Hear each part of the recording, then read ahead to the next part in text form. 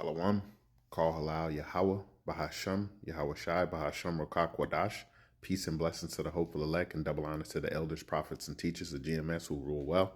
Now, I myself am not a part of GMS, but through the power of Yahweh, Bahasham, Yahweh Shai, I was able to come across these brothers and get this 100% truth.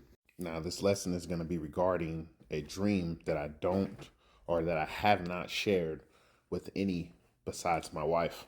Right now, with that being said, this dream is something that I had before I came into the truth and under the brothers of GMS. So at the time of me having this dream, I had no idea what it meant. So this was a little bit before May, or a few months before May, right? I was following a brother, Salakia. It's not a brother.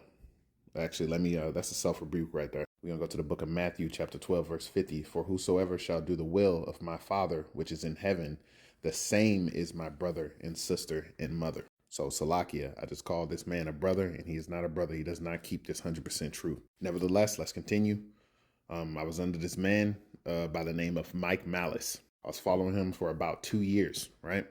Now, at the time, I had no idea where this feeling was coming from, but I felt as if this brother was off in some way, in his doctrine, that is. Knowing what I know now, that was the spirit, or I feel it was the spirit. But I started to feel like his doctrine was off. And I sincerely prayed to Yahweh. I called him the Most High back then. I was a bug out. But I sincerely prayed and asked for a dream, right? And my words were along the line of, I didn't want to die, following some false teachings. Now, I didn't get my answer that moment. It took a few weeks down the line, and I ended up having a dream. The dream started with me being in the field. I saw a flash, right? And I turned around to see the picture that you see in front of you. It was a mushroom cloud. And I felt the heat of the initial explosion, right?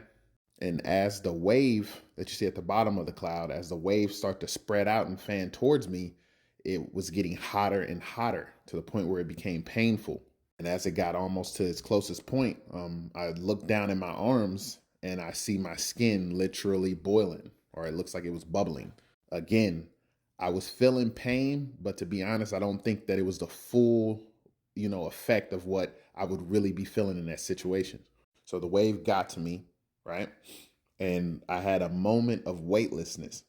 And then I woke up. I woke up sweating. I was panting. And again, I had no idea what this dream meant. And I had no idea that Yahweh gave me the answer that I was asking for at the time. So a few more weeks passed. I still see this brother. I feel like he's going off. He goes into, gather yourselves together doctrine. And he was using it to push his royal gathering, saying that basically if you don't come to this royal gathering, which is just him and a bunch of other people that follow him, meet up. He said, if you don't come to this royal gathering, then you're going to go to the lake of fire. And he believed in that hell doctrine, right? Which we all know is false. But something in me just didn't sit right with me, and I was like, it doesn't make sense. If a man cannot afford to make that kind of trip, because he is having it in Georgia, he had people that was following him that was in California. And I'm like, if they can't afford to make that trip, then how are you going to say that they're doomed to the lake of fire or whatever? And again, I sincerely prayed to Yahweh for an answer. I was like, is this brother off in what he's teaching? Because I truly feel like he's off. A few months pass, and I end up stumbling into Matazakbath. This was around May of last year. This was the first time I ever heard of GMS, right? And I can't remember the exact lesson that was being taught, but he ended up going into gather yourselves together, and he was speaking on unity camps and how that shit's false. And then that's when it hit me. The exact answer that I prayed for, I remembered it immediately. And after that, it was pretty much a wrap. I started distancing myself from Mike Malice. I removed myself from him. I unfollowed him, unsubscribed, whatever the fuck you call it. And I came to my wife and I told her that we're not gonna be listening to him anymore. And she said, thank you. She thanked me because she had already been feeling the same way, like something was off. But she didn't want to bring it to me because I was a roaring lion, because I was being that at that time.